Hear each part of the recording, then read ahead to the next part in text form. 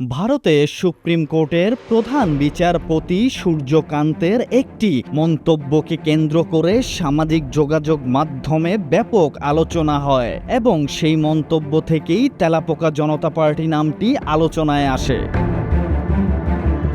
এবার তিনি করেছেন আরও একটি বিতর্কিত মন্তব্য, যা নিয়ে চলছে নানা সমালোচনা। দিল্লির যন্তর মন্তরে শিক্ষার্থীদের বিক্ষোভে পুলিশের নৃশংসতা নিয়ে দায়ের করা আবেদনের জরুরি শুনানির আবেদন নাকচ করেছেন ভারতের সুপ্রিম কোর্টের প্রধান বিচারপতি সূর্যকান্ত।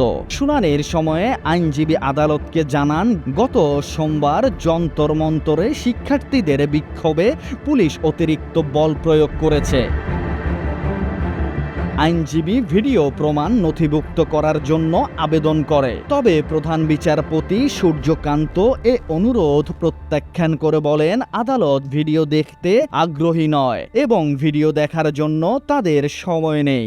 শিক্ষার্থীদের চলমান আন্দোলন বর্তমানে দাবানলে রূপ নিয়েছে, যা ছড়িয়ে পড়েছে গোটা ভারতে, আঁচ লেগেছে আন্তর্জাতিক অঙ্গনেও।